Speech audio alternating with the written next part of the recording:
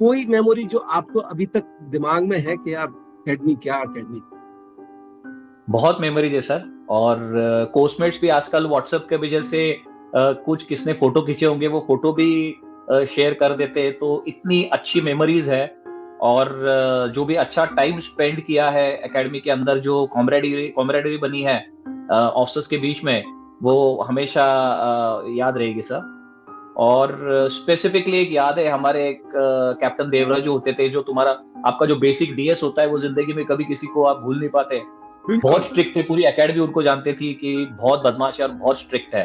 तो ओके। जिस तरीके से उन्होंने हमें ट्रेनिंग दी है, और फिर जिस तरीके से वो पहले 2 घंटे तो पीटी करवाते थे किसी भी सेशन में, और उसके बाद उनकी क्लास स्टार्ट हो जाती थी जब सारे सोना शुरू कर देते थे। लेकिन इतनी अच्छी तरह से सिखाते थे वो कि मुझे नहीं लगता कोई भी जेंटलमैन कैडेट एकेडमी उनके लेक्चर के दौरान सो पाया होगा।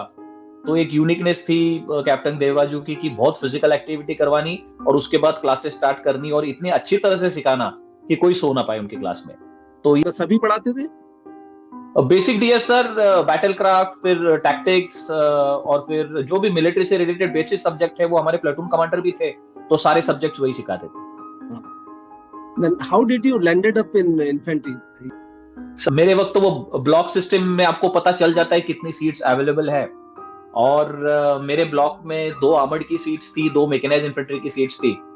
और आर्मर्ड वाली जो सीट थी वो 2 थी और दोनों पेरेंटल क्लेम थे।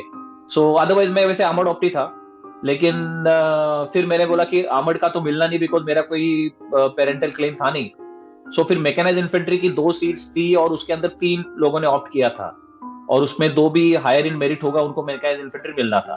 तो फिर मैंने ऑप्ट कर दिया, मैंने बोला रिस्क ले लेके कहाँ पर आएंगे, इन्फेंट्री में आ जाएंगे। तो फिर वो लकीली मैं तीनों में से मेरिट में था ऊपर, तो वो मुझे मेरे ब्लॉक के अंदर मैकेनाइज्ड इन्फेंट्री की सीट थी वो मिल गई, और फिर फाइनली मैं 18 guard special I landed up. So, उसके बाद जब when you went to the unit, what was the reaction or response of the unit? Something happened to you also? सब मेरा बड़ा यूनिक कमीशनिंग रहा, बिकॉज हम पास आउट हुए 8 दिसंबर को। Okay. 21 दिसंबर को पार्लियामेंट के ऊपर अटैक्स हो गए 2001 में, Oh, और ऑपरेशन पराक्रम डिक्लेयर हुआ।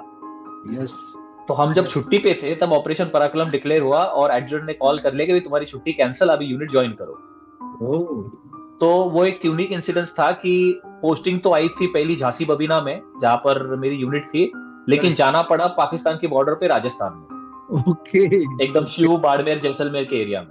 समझ गया। और 1 साल तक वहां पर मेरे कमांडिंग ऑफिसर थे, उन्होंने कहा था कि ये टैंक के ऊपर, बीएमपी के ऊपर और टैंक के ऊपर ही सोएगा, बाहर निकलेगा नहीं बिल्कुल। तो 1 साल अपने जवानों के साथ, 1 साल अपने कंपनी के साथ, और 1 साल टैंक के साथ पूरा टाइम गुजारा, और बहुत अच्छा टाइम गया वो।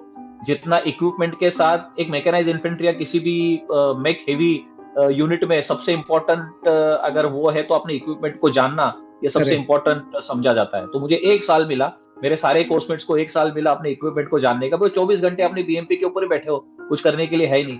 तो इस तरीके से मेरा बड़ा यूनिक वेलकम रहा, एकदम डायरेक्ट लाइन ऑफ कंट्रोल पे पहुंच गया हम वहां पे। That's good. हाँ, और हाँ, एज ए यंग अफसर सीओ ने बोल दिया कि भाई टैंक पे ही रहो, टैंक पे खाओ, टैंक पे सो। हाँ।